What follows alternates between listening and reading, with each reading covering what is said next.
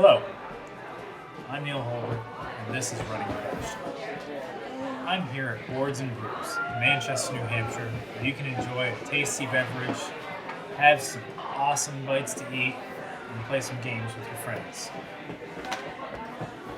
Today, we're talking about player types and what that means. Now, I'm not saying that everybody can be boiled down into a couple of core personality types that are analogous to the Ninja Turtles. Pop culture says that. I don't. I am saying that at one point or another, you can look at your players and say that they are one type of player or another, or that they are a couple of types of player at the same time. There's the actor, somebody who loves to embody a role, someone who gets into character naturally and easily and quickly. You'll see that person at the table really enjoy role playing with your NPCs and the other players who are enjoying their characters as well. An actor is a joy to have at the table. There's the explorer, someone who wants to learn everything there is about your world, or mine. You have the power gamer. The power gamer comes up with overpowered stat builds, crazy ways to boost their armor class, deal extreme amounts of damage by stringing together different feats and multi-classing to make the optimum character to achieve one goal. It usually boils down to breaking the game. And you have the alpha gamer. I've been playing for 30 years, so I'm right because you need to do everything my way. Blah, blah, blah, blah, blah. Don't let that person drag down your game. If you have the alpha gamer at your table, put your foot down early on and let them know they don't have the right to choose how somebody else roleplays their character. You have the friend along. Friend along's not bad to have at your table. This is a person who they're playing the game because one of their friends likes to do it and they want to hang out.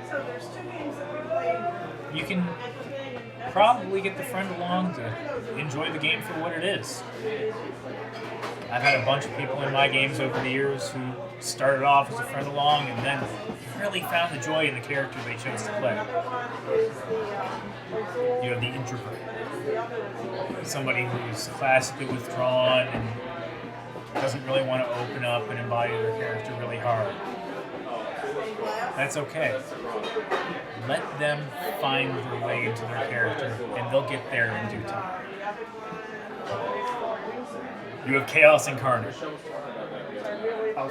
This person loves to do crazy stuff and their motivations are usually just as mysterious as the choices they make. Let it happen. Take this character, this player archetype, as your chance as a DM, your challenge to work with. You need to find a way to take Chaos Incarnate and make it work for your game. That person's going to do really ridiculous stuff. Roll with it. Stretch your legs as a dungeon master. It'll make you a better storyteller in the end because those are super unpredictable players that are going to give you the tools to really improvise later on when you need to. You might struggle with stuff that they choose to do, but you'll get there. Trust me, I've had my fair share of Chaos Incarnates. Edgelords. Edgelords. Your friend who wants to play the game because everybody else is playing it and he sees how good a time they're having. He sees that the barbarian's doing tons of damage with that two-handed battle axe. He sees the ranger popping off orcs with his longbow. And all of a sudden, not only is he playing, his character has to be the best there is, and he has to be a loner and be super edgy. And I talk like this when I'm in character because I think I'm Batman. This just happens. A lot of people's first character is an edgelord. Do what you can from a role-playing perspective to try and draw them away from that archetype, because ultimately they will thank you. And if they just keep going there, throw a horde of orcs at them and kill that character.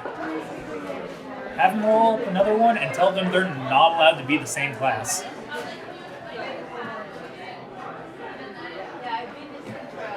That's how I handle this. Sometimes it works, sometimes it doesn't. I like when it works. You have the world builder.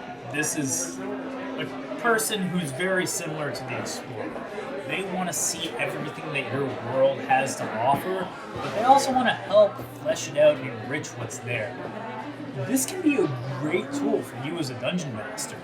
You have this one reference in your opening character group to this guild of knights who ride oversized displacer beasts into battle, but you were just planning on using them later on. This guy is really, really interested in that. Have him flesh them out for you. That guy's doing a little bit of your homework for you. World Builder can be your best friend. You just need to not let them get out of hand. Take their concepts, make sure you read what's going on, and you can edit it down to a playable homebrew that'll work great in your game later on. And we have competitive players. These are the people who like to get dragged into player versus player combat. They like to see who can get the highest score. This is where you get that classic Legolas versus Gimli contest of who slew more orcs at Helm's Deep. We all know how that turned out.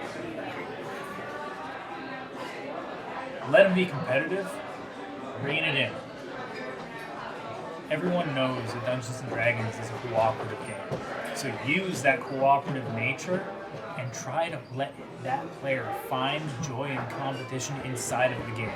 Let them join in an archery competition held by the princess for her favor, or a jousting competition to win a huge pot of gold from the king in front of all the peasants.